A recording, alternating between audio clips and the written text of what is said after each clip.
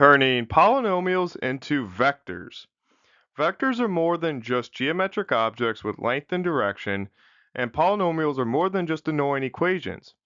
What happens when we consider polynomials as a vector? Do they form a vector space? This is what we're going to cover today.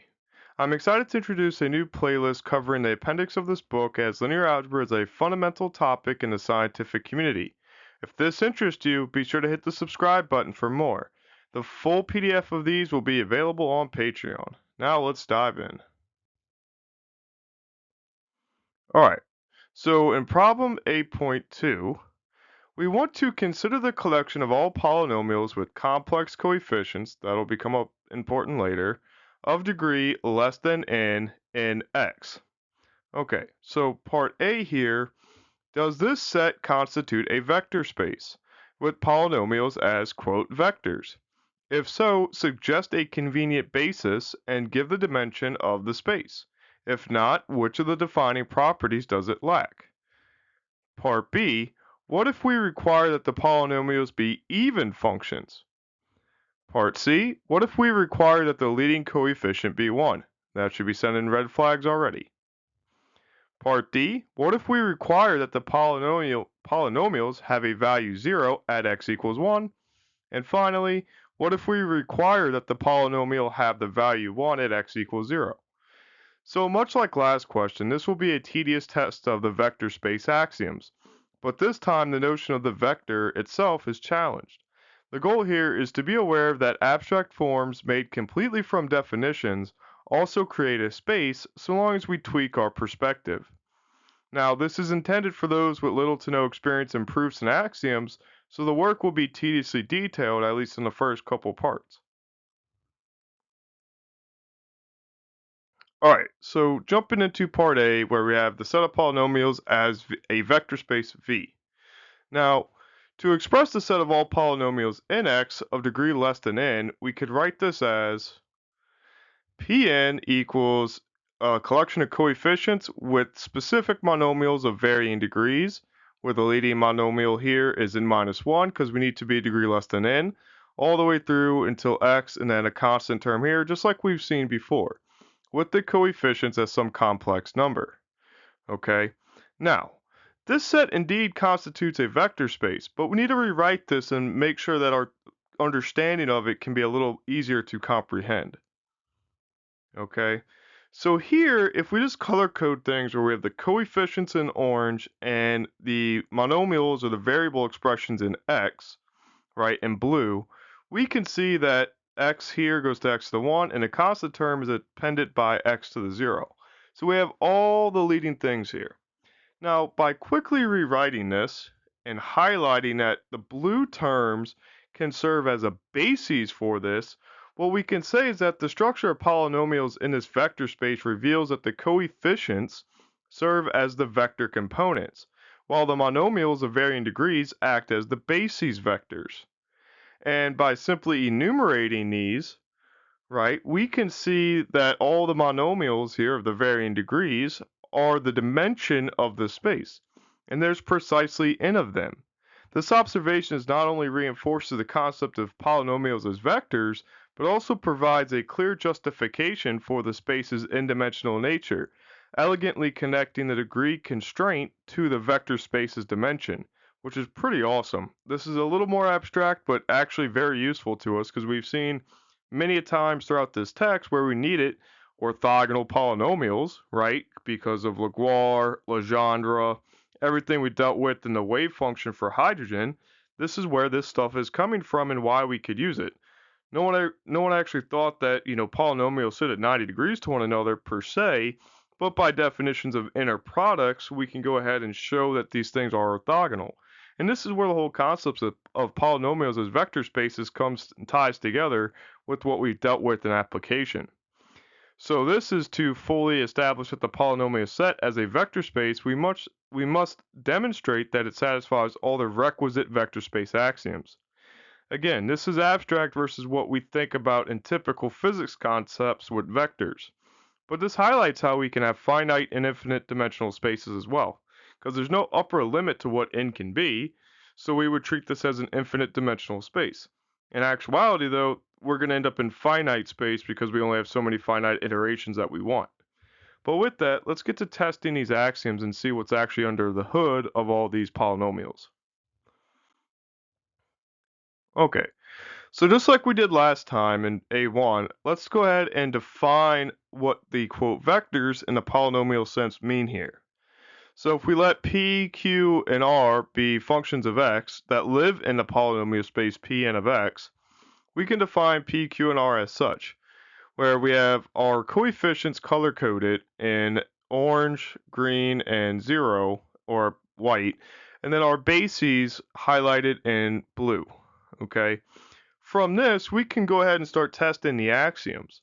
And if you remember, the first one that we have to test is the vector addition, which is to say, if I add two polynomials, do I get another polynomial?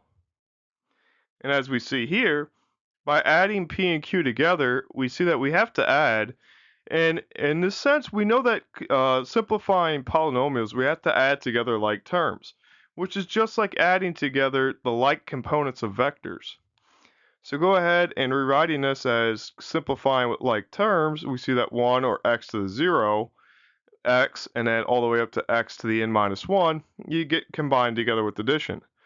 And now if we rewrite this, we see that we get a new coefficient d0, d1, dn minus 1, all with the coefficients on their respective bases. Well, indeed it is another polynomial, so we're good to go. We do live in a space if we add two, quote, vectors. So indeed, the closure under addition is intuitively clear. The sum of two polynomials is another polynomial. And given that our established basis now for the monomials of varying degrees, we can streamline this verification process by representing the polynomials as coefficient vectors in a column matrix form or column vector form. This approach allows for a more efficient examination of the remaining vector space axioms. Again, we're going to drop these, call them I hat, j hat, k hat like we had on a typical vector, but we're going to drop them and put them into a matrix formulation to make this simpler. Okay, so now we're on to axiom 2 for part A, which is the additive commutativity. As such, adding two polynomials here, P and Q, getting rid of the bases identification and just go ahead and making a coefficient matrix. We see that adding them, we have to add component to component because it has to maintain the same bases or simple term or same term, x, x squared, whatever. So it's the same, component-wise addition, which we know is commutative. So once we add them, switch them, break them apart, then you get Q plus P, and we're good to go. Now this leads us straight to the additive associativity, which gets a little messy and sloppy as you saw last time, but we can run it through the same gauntlet. So if I have three polynomials p, q, r, x, does it matter which order I add them? So adding q and r first, as we see in the yellow parentheses, that gives us this, and then we add in the components of the p polynomial, which is a, and we see that we get another polynomial's worth of coefficients, so we're good. But do I get the same thing if I add p and q? Well, if we run it through the same arithmetic component-wise, we see that not only do we get another polynomial, but it's the same polynomial as the one above it, so we're good to go. So that takes care of two of the most clunky parts of this. Okay, now of course we have to get into some of the most important parts. Again, the additive identity. And since 0 is, you can have a 0 polynomial, okay, or just a 0 monomial, but because we can have 0 coefficients everywhere, we can still construct a polynomial, thus making this an element of the polynomial set. And so if we remember, the additive identity explores the fundamental question, what element, when added to another, returns the original element itself? As such, if we have all zeros for coefficients, and we add them across component-wise, we see that we don't change the component itself, therefore we don't change the polynomial, and we get the polynomial out. Very cool. Of course, its cousin, neighbor, sibling, however you want to label it, is the additive inverse. And again, because we're dealing in complex numbers, we can also have negatives in this set. It's not like positive integers where you can't have negatives. So this tells us that we can have an additive inverse because all that is negating all the coefficients. So we're good to go. And again, the additive inverse addresses the question, what element, when added to another, negates it and yields the identity element? As such, We see that just negating the polynomial coefficients, add them together, we see we get the 0 vector back, so we're good to go. Okay, and here, of course, is the second big pillar of these vector space axioms, is the scalar multiplication. Upon which we see that if I have the scalar alpha multiplying onto the polynomial, that's just the same thing as me distributing this alpha into every single polynomial term or polynomial coefficient term, which creates a new polynomial, so I'm good to go. I'm back into space and I'm covered. Okay, so that's all good to go. Now again, if I were to say multiply two polynomials, well then that's not really posed well in the case of linear algebra, because we know that we'd have to, if we're looking at the basis vectors, those basis vectors would now be lost, okay, because we're changing the basis itself. If I multiply x squared by x squared, I get x to the fourth. That's morphing the basis of x squared, okay? So that's something that we have to be aware of. Moving forward, though, since we don't need that, it's the scalar multiplication, we can chug out the rest of these axioms and conclude that this is indeed a vector space.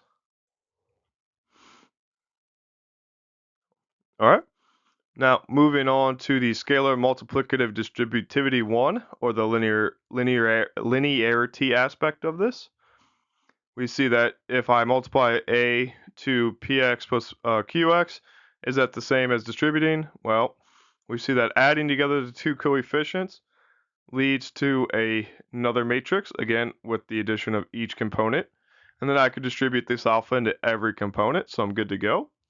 Upon doing that, now that I have alpha in every single component, I can dump this alpha into each part of this component, so i.e. distributing to each component wise. So A naught, B naught, then I see I have alpha A naught plus alpha B naught, same thing all the way through. From here, I know that this plus sign, I could split these up into the constituent parts, refactor out the alphas, and now I recompile my polynomial vector, so I'm good to go. Scalar multiplicative distributivity law 2 over addition. So what happens if I'm not adding two vectors, but I'm adding two constants? In this case, call it alpha and beta. Well, I still have to distribute each of these to each component. Makes sense. From there, component-wise, I can distribute alpha and beta with each of these, since it's all scalars now, in each individual component. So dump A naught into both. Again, take a look at what side it's on, because it does matter. Here, I can then split this up via the plus sign, keep that right there, and do constituent parts, factor, and now you see I get alpha px plus beta px, so I'm good to go. This leaves us with just two more axioms to check off, and then we'll be good to go. Okay, so what about scalar multiplicative associativity? Well, same thing here. If I'm multiplying two scalars now, does it matter if I multiply the beta in first or the alpha in first? Well, the result is it doesn't matter, because I have alpha beta, or rather, which order? Do I multiply alpha beta together or beta and then with the polynomial? As we see, we run it through, it distributes to every component. We can multiply the other one in, distributes to every component. This leaves us with a joint alpha beta component multiplying each of these components, so we can factor that out and then reconstruct the polynomial. So either way you want to run this, it's pretty straightforward, pretty easy. But just be aware, proving these is tedious and messy, and not that difficult per se for some of these relatively elementary ones, but sometimes it does get messy. Okay, so what about the multiplicative zero? Well, just as we saw with the additive identity, we need a multiplicative identity that returns the vector when multiplied, and this is one of the first ones that comes up, is the zero. Do I return a zero? Yes. Okay, because if I multiply each component by zero, I get a zero component matrix, which gives me a zero vector, quote unquote. And then we have the multiplicative identity, which, as we saw, because of the zero and scalar properties, we should just return the vector itself, and we do. Because if I multiply each component by 1, I'm good to go. Okay. So the given vectors indeed constitute a vector space, as they fulfill all the necessary vector space axioms. This thorough approach not only ensures mathematical rigor, but also cultivates a more intuitive grasp of how abstract algebraic conditions translates to concrete vector space properties, which we'll see this kind of talking point throughout the rest of this problem, because the author does make it a point to kind of make sure that we try manipulating our concepts and actually seeing what holds. So the question is, did you ever think that polynomials would be useful in a linear algebra context? Emphasis on linear, because polynomials are traditionally nonlinear, but if we rearrange our perspective, then clearly they do fit a role here, especially as we saw with inner product spaces and orthogonal polynomials in the textbook. So comment below with your thoughts, and don't forget that the full PDF is on Patreon. Hit the thumbs up button so other curious minds like you can find this. But now let's check out the rest of these parts because part B and C are really fun. Okay, so we saw how rigorous that was and how tedious it can be. So what we're going to do is have more of a talking point through this one because it's, well, pretty easy now that you kind of see how it's supposed to run. So here we're looking at if the polynomials need to be even functions, then for 2k less than n, we can express the polynomial as this. And what we need to be aware of is that for even functions, I need the power to be even. So 2k minus 1 is odd, and 1 is odd, so we can get rid of those and not include them in this polynomial space. So if the vector space of even polynomials, the coefficients, as we see all last time, can be the vector components.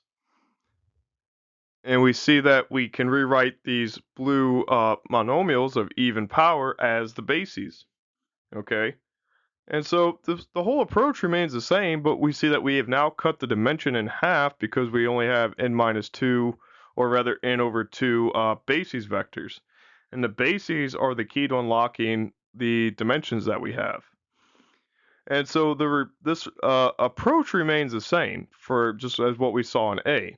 The crucial distinction here is that we're now dealing exclusively with even degree terms. Now, this works because the vector space axioms remain valid as scalar multiplication preserves the evenness of the exponents. Again, when I simplify these things, I have to simplify them with my coefficient terms on like x squared. So if I have 3x squared plus 2x squared, that's 5x squared, and I'm good.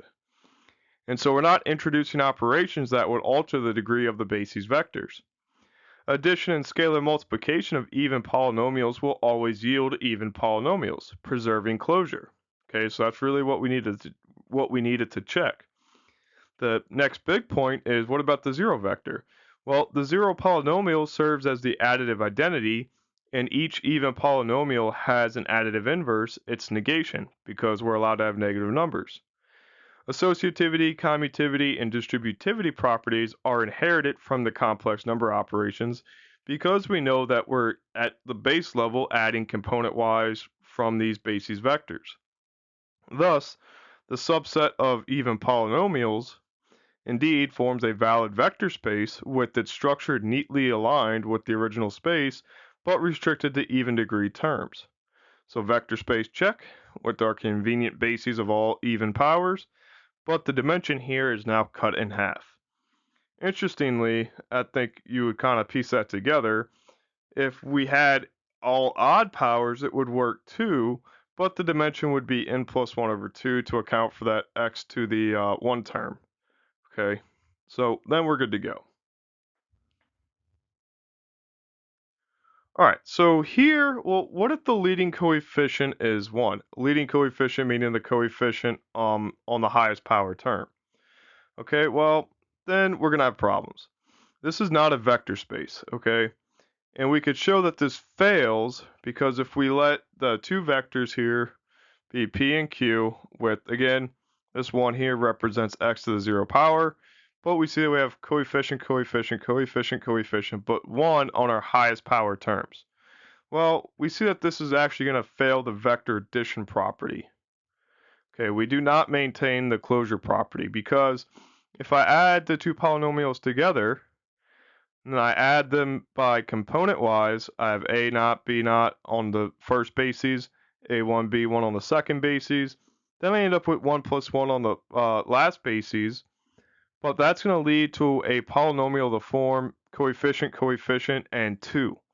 And since 2 goes against what we're trying to make the space out of, i.e. that we want the leading coefficient to be 1, that kicks us out of the space, and so therefore we cannot have closure.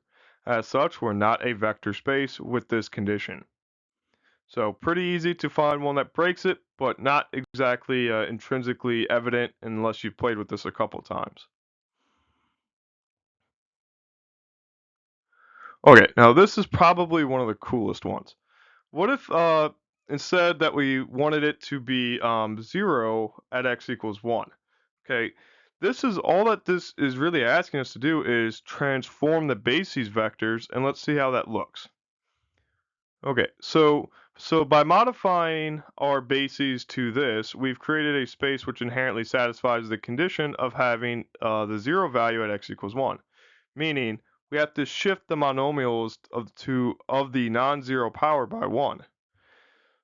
So running it through like this, we see that this is a constant term, so we can't have that in our space, so we get rid of it by construction, because if this constant term stays here, then we don't equal 0 at 1. Okay, so this modification helps us quite a bit. Okay, and this clever transformation preserves the vector space structure while accommodating the new constraint. As we see, cleaning this up, we get a whole new set of basis vectors that were shifted, and we got rid of the constant term because it's not going to work here by construction.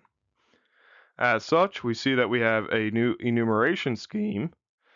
And so while this preserves the vector space structure while accommodating the new constraint, the vector space axioms remain intact because we're still operating on the coefficients of these shifted monomials. So all we did was translate and shift the bases, but the coefficients remain untouched, and so we're still fine under everything.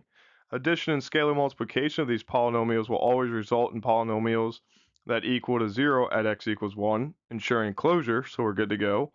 And then the 0 polynomial in the form of 1 minus 1 serves as the additive identity, so we're good to go. And each polynomial in this set has the additive inverse because we can have negatives in the complex numbers. The associativity, commutativity, and distributivity, same thing as before. We're good to go because all we did was shift the bases, not the coefficients. Thus, the set forms a valid vector space, but what is our dimension? Well, the shifted bases is shown here, but we only have dimension n minus 1 because we got rid of the constant term, so that makes sense. So this was actually pretty darn cool. We see what happens when we modify things of the coefficients, which is normally where we rupture the things of closure because of like the one leading coefficient that led to a leading coefficient of 2, which kicked us out to space. But if we shift the bases themselves, then we can still have a valid space. So that's a little hint for what's to come later. All right. So now, analogous to part C, instead of letting the leading coefficient be 1, what if we let the constant term or the term on the x0 term be 1? Okay. Well, this is going to create a failed vector space. Let's look at that. So by utilizing the same concept here, defining our vectors where we have 1 and 1 for the constant term, where our basis is the x to the 0 term, run it through the same thing. We see that this fails to be closed under vector addition. Same reasoning before. We see that we add the two together, put them into their component form, where we add each component, and now we see over here, this orange plus green yields a yellow 2.